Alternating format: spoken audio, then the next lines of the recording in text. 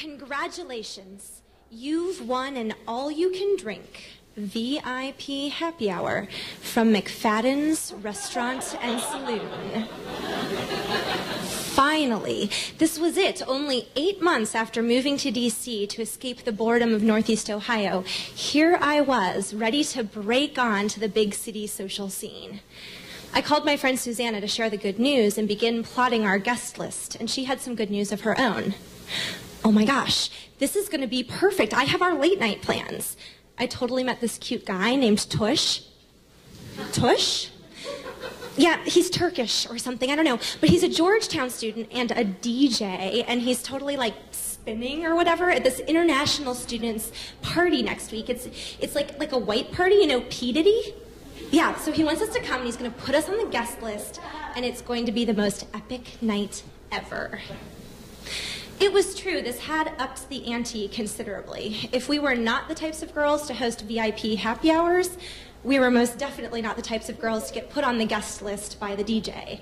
I could see the future ahead of us, just walking past the velvet rope, walking up and past the bouncers into clubs, just like Carrie and Samantha from Sex and the City. But before I could realize my big city dreams, I had to acknowledge my small town tolerance and pace myself.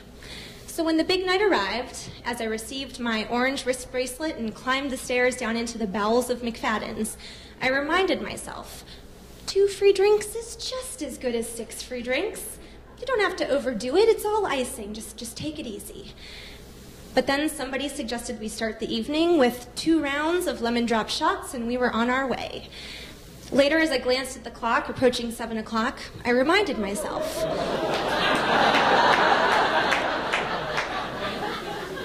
7 o'clock was when the happy hour ended, and that was a perfect excuse to stop drinking, maybe even eat some dinner.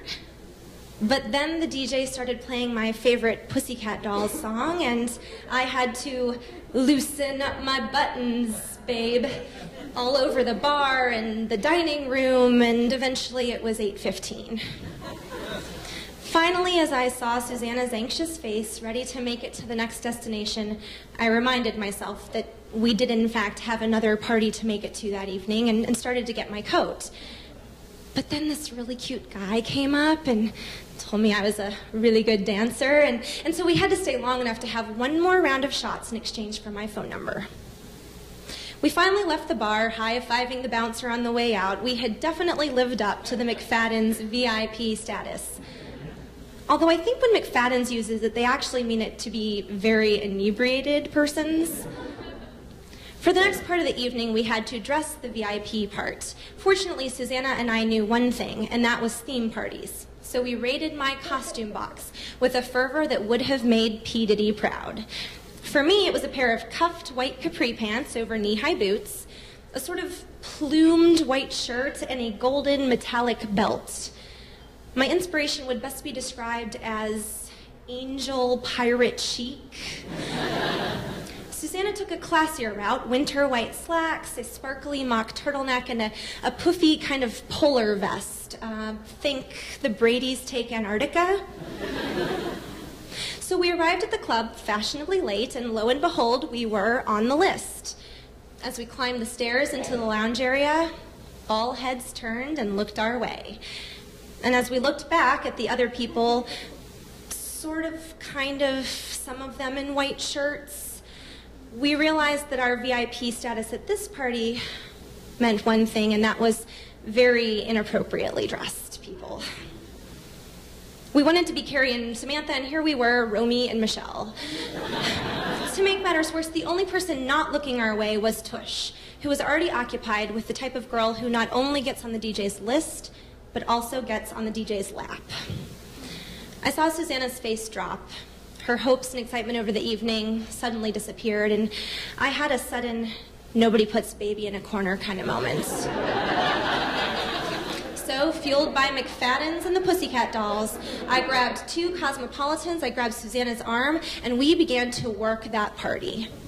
Forget the fact that we were neither international nor business students, or the fact that I didn't even go to Georgetown. We talked and pretty much danced with everybody in the room.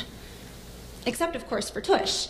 And so at some point later in the evening, talking to some Sikh medical students, somebody suggested, "You should go say hello. I'm sure he'd be glad you're here. He probably is glad you brought the party."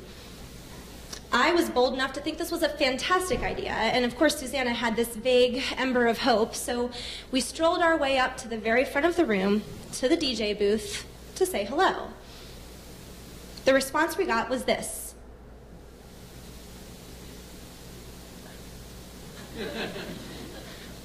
And that's when I just had it.